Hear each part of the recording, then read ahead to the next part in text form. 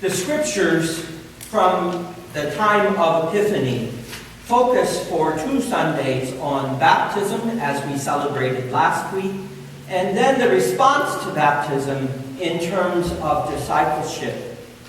It's clear in this gospel reading that John is recounting the experience he had of Jesus' baptism. But for John's community, the Gospel of John's community, which is different from John the Baptizer, it becomes an important moment in their life. And here you need to know that John's Gospel is written to a more Hellenistic Jewish community, not one in Palestine, which makes the Gospel so very different from Matthew, Mark, and Luke that are written in Palestine. John's Gospel most likely is written out in the Hellenistic world, out in the Roman world. And their Jewish communities had come to understand that in order to survive and exist, they needed to accommodate in many ways to the world around them, to the Roman Empire in which they lived, just for their own safety, just for their own perseverance. And so John's Gospel has a much more evolved, much more highly developed idea of Jesus and highly positioned on what it means to be a follower of Jesus, a high view of discipleship. So again, John the Baptizer recounts the experience of baptizing Jesus. But notice what follows immediately after. And by the way, the other Gospels do the same thing. That immediately after Jesus' baptism, there is a call to discipleship. So the connection between baptism and discipleship is absolutely fundamental to being a Christian.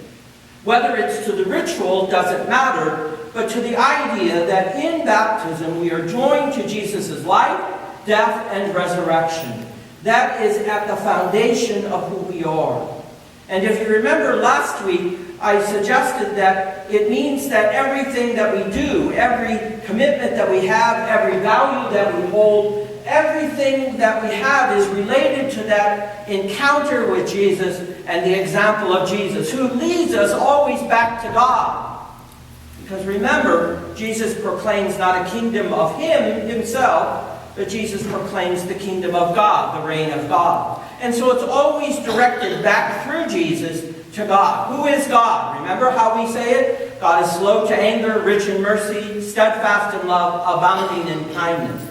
And that's exampled in Jesus' life. So something about the way that one is a disciple must reflect not only the life and ministry of Jesus, but also has to reflect the example of God, the person and character of God in that sense. So that's what happens here. That as John reflects on the baptism, his disciples, as they encounter Jesus, begin to follow Jesus. And I should note, I forgot to say it, that always involves a change in identity. And the identity has to do with the change in name. Many of you, perhaps, if you were baptized as infants, were given a baptismal name. Vernon's not my baptismal name, because as of yet there are no St. Vernon's out there in the universe. Maybe one day there might be, not me. But the baptismal name that you have, whether it's your first name or your second name.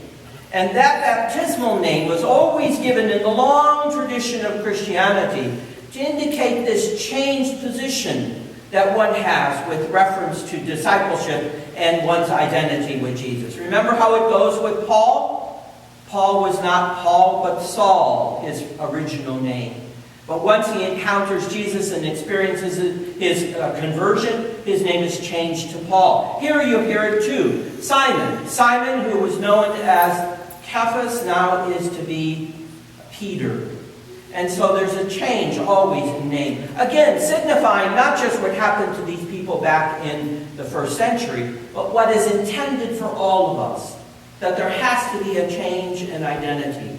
And Paul even says this when he's writing to the Corinthian community, to the small church. It's just a small church, probably not any bigger than this, maybe even smaller than this, the Corinthian church was at that time. That he says, all of this has happened so that we can come into fellowship with Jesus through God. or that we can come into fellowship with God through Jesus. And so that again, coming into fellowship has to do with the way that we are going to live in community with one another. What becomes the foundation of our community? The life, ministry, and death of Jesus. What becomes the way that we act and behave in the world around us? Always in the example of Jesus. So that there's a connection, not just between the beliefs that we have, but also the action that we live out in the world around us. I really think that that's what the idea of integrity is, isn't it? That if we say certain things and then don't act it out or don't live it out in our life, then what's the point of saying it? What's the point of believing in it? If we're going to believe something and can't live it out by the way that we shape our community and by the way we live in the world, then the belief means nothing. And by the way, all of you as parents know this, right? If you tell your children to do something and you yourself are not doing it as a parent, then likelihood that the child is going to do it is probably pretty minimal. Or at least on a tacit agreement just to make you happy as a parent, and then when they're on their own, they'll do whatever they want to do, right? Which tells you that they didn't catch the value because they didn't see how it was being lived in your life as a parent. And so what does that mean for us? Here we stand on this weekend when our country celebrates a man's life, death, if you will, celebrates his birth, his life, his death. And it's clear that Reverend Dr. Martin Luther King Jr. didn't start out necessarily holding to the principles that we will know him by as he fights for human rights, but certainly instilled in that gospel way of life, if you will, instilled in the way of living in the world, given how he had to struggle against racism and prejudice and discrimination. Perhaps none of us here have ever had that experience. And I often say, women, you probably come the closest to it. Since in our society, that women often, even if you have equality, so to speak, still often have a second position or a second-class status for that. It's interesting, right? It's not until the 19th Amendment that women get the right to vote, meaning a full recognition of their citizenship. I remember when the Declaration of Independence was made, and please excuse reading this, but I just want us to be sure where all of these ideas come from. The Declaration of Independence says this: "We hold these truths to be self-evident, that all men are created equal, that they are endowed by their Creator with certain unalienable rights, that among these are life, liberty, and the pursuit of happiness, that to secure these rights, governments are instituted among men, deriving their just powers from the consent of the governed." Ask women in 1776 if they had equality. Ask African Americans, who for the most part were slaves, if they had full equality. Ask the Native Americans, whose land we were already beginning to steal. Ask Native Americans if they had full equality. Do you know when Native Americans became citizens? Not until 1924. Imagine that. We were a nation from at least the time of the Constitution being written after the War of Independence, and yet Native American peoples who were here for generations before did not become citizens until 1924. And guess what? They didn't get the right to vote until 1962. I was just astounded to find that out. I went, what? These are people native to this land, and you mean they didn't? By virtue of the 14th Amendment that gave African Americans citizenship, Native Americans got citizenship. But not till 1962 did all the Native American peoples in the United States get the right to vote. I tell you that because you see the involvement of people like Reverend Dr. Martin Luther King Jr. and Rabbi Abraham Heschel, who walked with Reverend Martin Luther King Jr. in the Selma March, that rabbis and Jewish communities got this idea even before Christian communities for the most part, because they had already experienced what it meant to have their rights and dignities compromised and destroyed. Think of the Holocaust during World War II.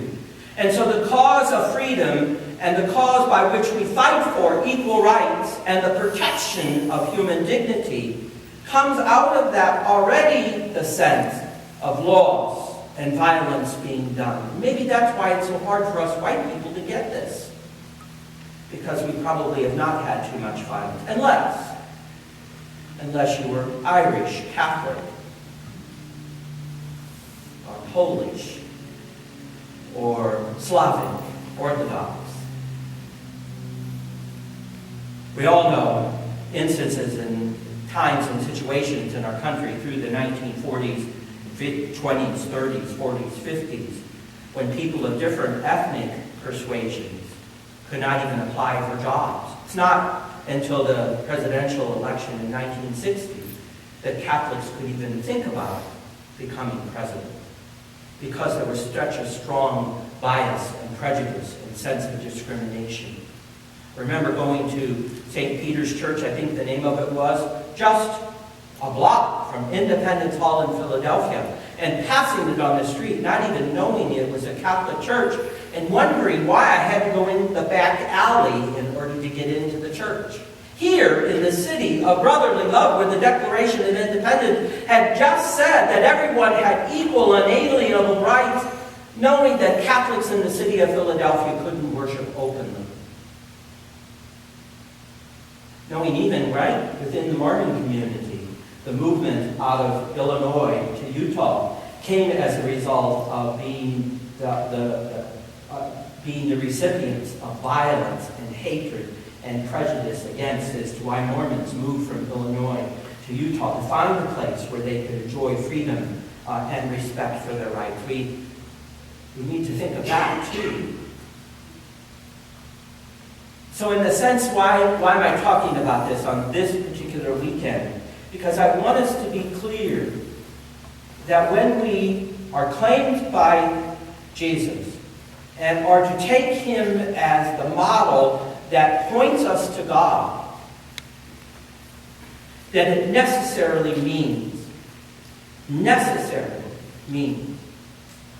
that we are concerned about political, economic, and social conditions. It necessarily means this. Why were Christians such a threat to the Roman Empire that they would later be persecuted to the extent that they were? Because in the most part, Christians refused, get this, refused to be drafted into the Roman army. Imagine that. Our ancestors in faith took the stand that if they're going to believe that everyone is sacred and holy in the divine image and likeness, that they could not take up weapons of violence against other human beings. Wow. Imagine that today if people took that stand.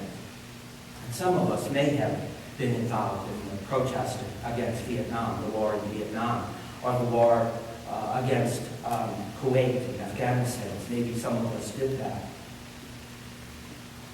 Hopefully it was not just because we believed the war was wrong, but hopefully because we believe that the violence against other human beings, even if they are named enemies, is violence done against all of us as human beings.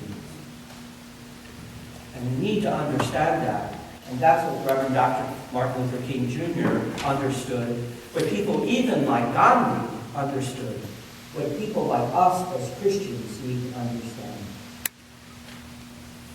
6 years ago, we took the courageous stand for us in Sun Lakes to become an open and affirming congregation.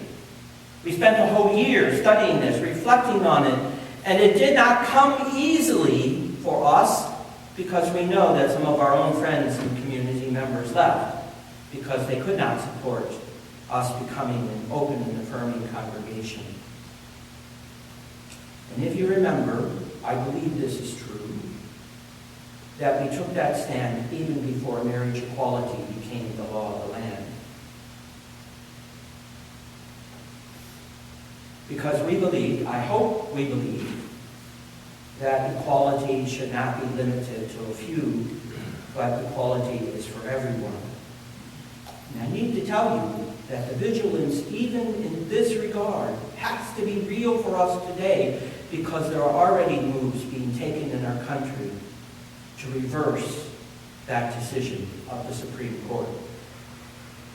That already there is backtracking in many states, in some states anyway, and possibly in our own nation, where the rights of gay and lesbian couples to marry will be severely restricted and limited. So there may be a cause for us to stand in support of, in some lakes in one of the most conservative areas in Maricopa County, to stand with courage, but to stand not just because we want to resist violence and evil and discrimination, but because we believe that standing in the example of Jesus Christ calls us to resist in a non-violent way evil in the world. Let me say it again, that because of who we are, in the image and likeness of God, and in the example of Jesus, that it calls us to resist evil and hate and violence and discrimination in the world in a non-violent way. That means that if you hear any conversations that are going on around us, and you hear discrimination or hate, that you're willing to speak up against that. I remember, I think I told that story, that a friend, who I thought was a friend, that he was basically homeless, so I took him in. And one day he came back from work and he just was spouting all kinds of hate against blacks and gays, and just went, this is 20 years ago. And I said, stop. I said, I don't allow that kind of language in my house. And he looked shocked. And I said, if you continue to use that kind of language, I'm going to have to ask you to leave. And the next day he left. I was sad about that, but if people are not going to change, then sometimes we do have to say, that's it, no. The invitation of the gospel is always an open invitation, but sometimes people are so hardened in their hearts and in their minds that they would rather choose hate and prejudice and discrimination. But that should not stop us from continuing to work to bring change in the world around us. Even as we saw with Gandhi and Martin Luther King Jr., even if that is to the point of death, that's what it has to be.